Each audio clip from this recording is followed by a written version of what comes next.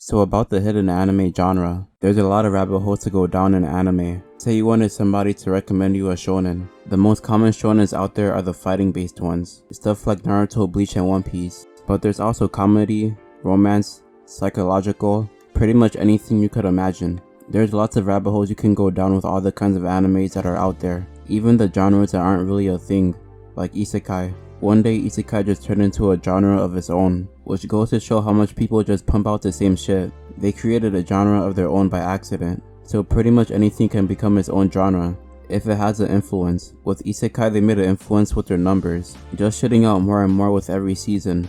So I thought I would be the first to point out this new genre that's coming out. It's not going by the isekai approach though. The anime that I think fit this genre come out slowly, but each of the ones I've seen are all really good animes. Some core members would be Made in Abyss, Ranking of Kings, and Odd Taxi. I don't really know what I would call it.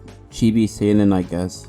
That actually fits it pretty well. That sums up those animes all pretty accurately. All three of those animes are exactly that. They look all cute and innocent, and then have some heavy underlying tones. The contrast is really distinct, so it ends up making those tones feel even more powerful. It's basically Happy Tree Friends, but as an anime. There's probably more as well, but I can't remember them off memory. If there is, it probably isn't that much more. These types of animes are kind of rare. The gaps between those three are pretty decent, ranging from a year or more, but also the fact that they're hard to spot in the sea of seasonal animes. All three of these shows I passed up the first time I saw them, because they all just look really childish, with not much going on. I only started them because other people were saying how good they are. That's why they all feel relatively unknown. I mean, Made in Abyss won Anime of the Year when it came out, but it still feels like not many people know about it. No one's gonna give it a chance off first glance when it looks the way it does. That's why you always hear about people calling these shows underrated.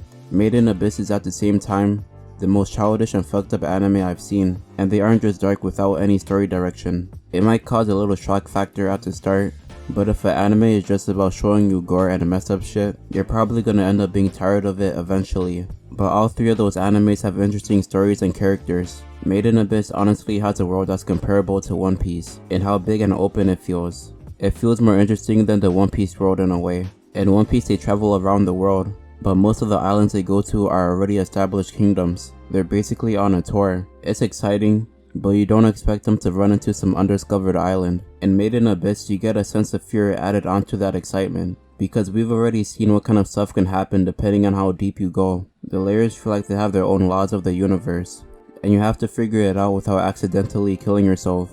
Then add the fact that they have no idea how many layers are in the abyss, since at a certain level, it's basically no point of return. So they are venturing into the unknown, where they could die in a dozen different ways. Then there's Ranking of Kings that has a story that feels simple, but ends up being a lot more than what it lets on. It's about a kid who wants to be king to oversimplify it, but then you have people making deals with the devil. Then you add an Odd Taxi, with it overlapping all of its characters that don't seem related at all. All of them end up getting a lot more complex the more you watch them. It's like being catfished, but in a good way. If this ever turns into a more official genre, it's still a long way from being that. These types of shows can't be pumped out at the rate that isekais can, which is a good thing, since you want it to be more quality than quantity. But it's gonna be a long time before this starts to pick up, so spread a word about it so it gets more recognition. The only reason I decided to make this video was because Made in Abyss is coming back, in like late July I think, so it's coming pretty soon. The other two shows are already done. They both completed in only one season, but Made in Abyss is already on its third season technically.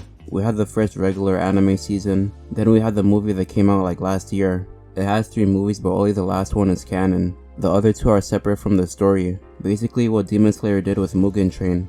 They turned it into a movie instead of a regular season, probably cause there just wasn't enough content, which is probably true since the pacing felt normal in movie form. So it would have probably felt stretched out if they tried to make it into a 12 episode season. I'm just really excited for the new Made in Abyss season to drop. The trailer looked really good. That's pretty much all I had to say about this hidden anime genre. If you enjoyed, check out my last video where I talk about anime video games.